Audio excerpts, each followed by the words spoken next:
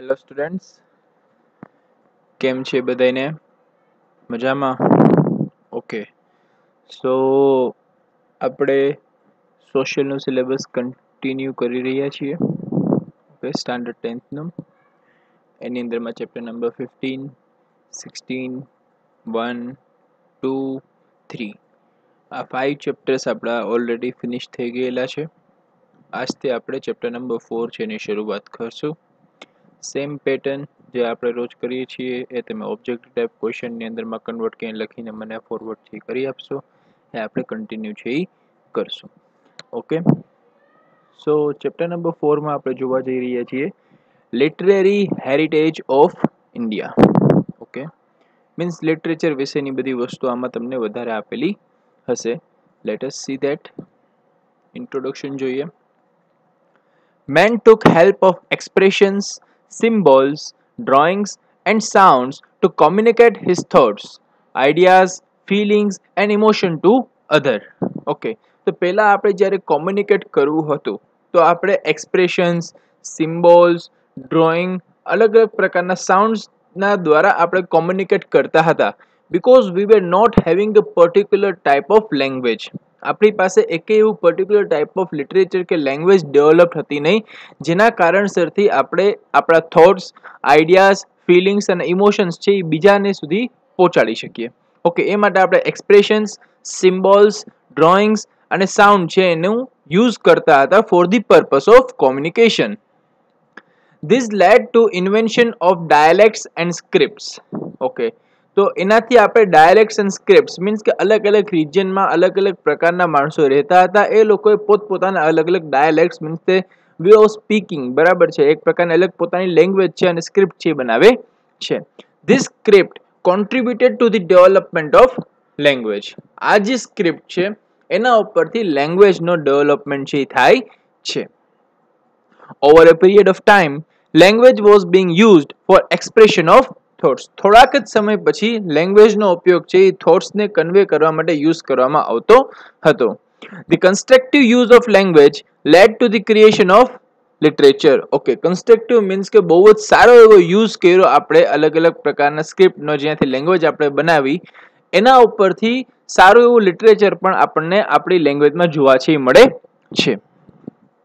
From ancient time, Indian literature is known for its diversity and uniqueness. Okay, India છે એની અંદરમાં diversity and uniqueness છે from in all the fields. Okay, but લિટરેચરની ફિલ્ડની અંદરમાં પણ આપણને બહુ સારી એવી ડાયવર્સિટી અને યુનિકનેસ છે જોવા છે એ મળે છે. Indian scholars divided ancient literature into Vedic and classical literature. Besides this, some folk literature was also popular. Okay, તો ઇન્ડિયાની અંદરમાં અલગ અલગ પ્રકારના સ્કોલર્સ છે એ હોય છે. ઓકે, અને લિટરેચરને અલગ અલગ રીતના ડિવાઈડ કરવામાં આવેલા છે. વેદિક લિટરેચર, ક્લાસિકલ લિટરેચર. ઓકે, આનાથી પણ હજી વિશેષમાં લિટરેચર આપણે જોવા જઈએ તો ફોક લિટરેચર પણ આપણને જોવા છે એ મળે છે. ઓકે, લેંગ્વેજ એન્ડ લિટરેચરની વાત કરવામાં આવશે.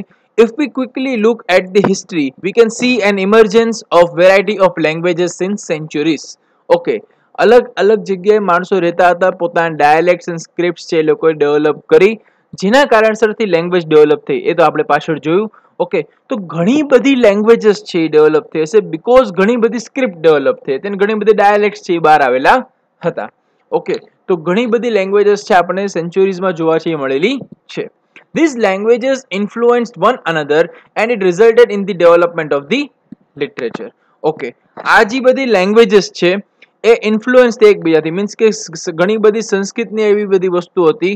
ઓકે, જે બીજી લેંગ્વેજમાં હોય તો બીજી લેંગ્વેજમાં ગઈને એવી રીતના ઇન્ફ્લુઅન્સ થઈને, બરાબર છે, મળી હળીને, બરાબર છે, બધી લેંગ્વેજના મિક્સચર થઈને એક સારું એવું લિટરેચર છે ડેવલપ છે એ થાય છે. As a result, some new languages and literature have developed and flourished. બરાબર છે, આના કારણે ઘણી બધી નવી લેંગ્વેજીસ પણ ઇમર્જ થાય છે અને લિટરેચર પણ સારી રીતના ડેવલપ છે થાય છે. The best example of this is Sanskrit language. Sanskrit language is less in use in the present time, but religious ceremonies and worshipping rituals are done in Sanskrit language. Okay, તો સૌથી સરસ example આપણને આપેલું છે એક Sanskrit લેંગ્વેજનું. Sanskrit language છે અત્યારે આપણે કંઈ યુઝ કરતા નથી કે ભાઈ જાય છે તો ગચ્છતી ને આવંતી ને એવું કંઈ આપણે બોલતા નથી. બટ જ્યારે પણ રિલિજિયસ સેરેમનીઝ હોય, અલગ અલગ પ્રકારના આપણા વર્શિપિંગ્સ હોય છે, બરાબર છે, એની અંદરમાં જેટલી પણ લેંગ્વેજ યુઝ થાય છે, મોસ્ટ પ્રોબેબલી સંસ્કૃત લેંગ્વેજનો ઉપયોગ છે કરવામાં આવે છે.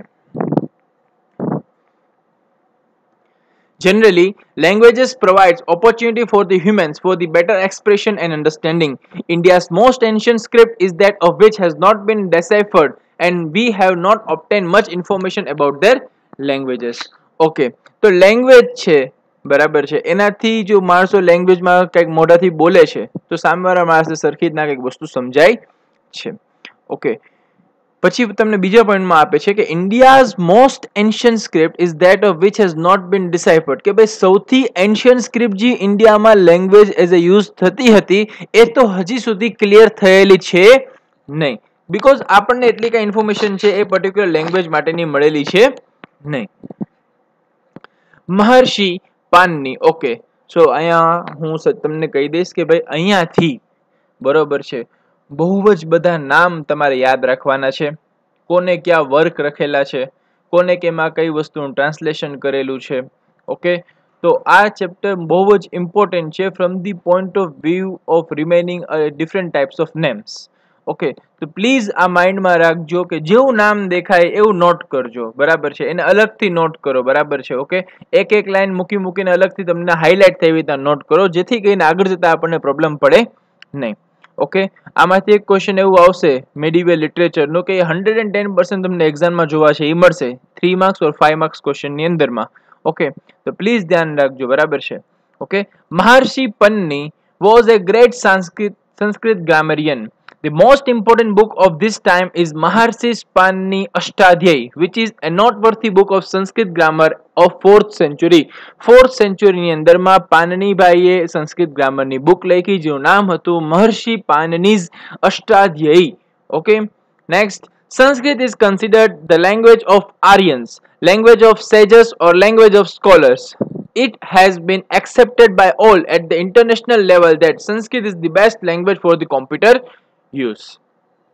ઓકે, તો ઇન્ટરનેશનલ લેવલ ઉપર પણ, ઓકે, આપણે ટેલી કર્યું નથી બટ આમાં લખેલું છે, ઓકે, કે ઇન્ટરનેશનલ લેવલ ઉપર એવું માનવામાં આવે છે કે સંસ્કૃત છે એ ધ બેસ્ટ લેંગ્વેજ છે આપણે ગણીએ છીએ for the purpose of computer use. Sanskrit was the chief language for the knowledge, science, religion and philosophy. Means the main language. જ્યારે બીજી એક લેંગ્વેજ ડેવલપ થઈ હતી નહીં ત્યારના સમયમાં. ઓકે, તો હવે વાત આપણને કરશે એન્શિયન્ટ ઇન્ડિયન લિટરેચરની, તો આપણે એના વિશે જોશું. Vedas, Veda means knowledge. There are 4 Vedas: Rigveda, Samaveda, Yajurveda, Atharvaveda. Okay, તો આ 4 ટાઈપ્સ ઓફ વેદા છે, બહુ જ બધાની સરખી રીતના ક્લિયર હશે. આગળ જઈએ, એક એક પર્ટિક્યુલર વેદાનો આપણે એક્સપ્લેનેશન લેશું. Rigveda, the most ancient book of the Indian literature is the Rigveda. It consists of 1028 versus. 1028 versus તમને એમાં જોવા છે એ મળે છે. સૌથી એન્શિયન્ટ ઇન્ડિયન લિટરેચરની બુક કન્સિડર કરવામાં આવે છે ઋગ્વેદાને. It is a wonderful work divided into 10 divisions. Most of the verses are prayers of God. અલગ અલગ એમાં વર્સસ આપેલા છે, ઓકે, જેમાં આપણે ગોડને પ્રે કરી છીએ એવા અલગ અલગ પ્રકારના વર્સસ છે અને એ 10 ડિવિઝનમાં ડિવાઇડ કરેલા છે. They were used during the yagnas. Among the verses, those worshipping Usha, the goddess of dawn, are fascinating. બરાબર, સવારના ટાઈમે આપણે જે વર્શિપ કરીએ છીએ બહુ જ સારા એવા અને અલગ અલગ પ્રકારના યજ્ઞાસ તમને જોવા છે એ મળે છે. Okay, this work describes political, social and religious matter of Aryans who were residing in the region of Sapt Sindhu. Okay, તો અલગ અલગ પ્રકારના પોલિટિકલ, સોશિયલ, રિલિજિયસ મેટર્સ છે, મીન્સ કે કિસ્સાઓ છે એ લખેલા છે આ પર્ટિક્યુલર વેદાની અંદરમાં, ઋગ્વેદાની અંદરમાં, જે આર્યન્સ વિશે લખેલા છે અને જે સબ સિંધુ બાજુ રહેતા હતા. ઓકે, સબ સિંધુ આપણને ચેપ્ટર નંબર 1 માં ડિસ્કસ કર્યું હતું કે રિજિયન જ્યાં આર્યન્સ રહેતા હોય એવું region. Okay, so now we will see Samveda. Samveda was composed to focus on the process of recitation of verses. Hence it is known as Gangotri of music. કે અલગ અલગ જે વર્સસ છે એને કયા ટ્યુનમાં, કયા રિધમમાં, કેવી પેટર્નમાં આપણે એને ગાવાના છે, સિંગ કરવાના છે, તો એ સજેસ્ટ કરે છે સામવેદા. યજુર્વેદા, it is called a Veda of Yagnas. It is composed in both the form prose and verses. Okay, બે ફોર્મમાં કમ્પોઝ કરવામાં આવેલી છે, prose and verses. This describes the hymns recited at the time of યજ્ઞાસ, કે કઈ આપણે hymns recite કરવાનું છે at the time of યજ્ઞાસ, religious practice ના ટાઈમમાં, અને rituals અલગ અલગ આપણે કરતા હોય છે ત્યારે.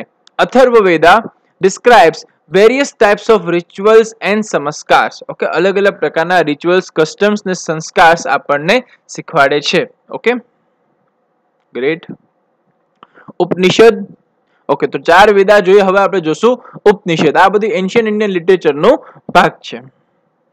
The Upanishadic literature gives us a vivid description and analysis of the beginning of the universe, the mysteries of the life and death, materialistic and spiritual world, etc.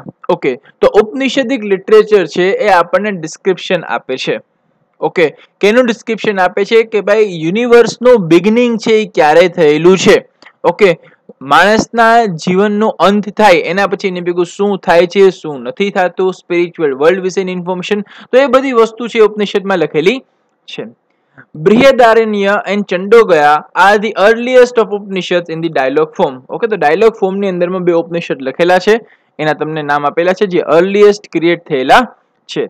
They are 108 in all as mentioned in Muktika Upanishad. Okay, total 108 છે જે મુક્તિકો ઉપનિષદમાં છે લખેલું છે.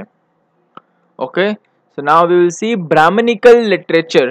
Many Brahmanical epics were composed to understand the meaning of Vedic literature. Okay, Vedic literature નું meaning clear કરવા માટે છે એ Brahmanical literature છે લખવામાં આવેલું હતું.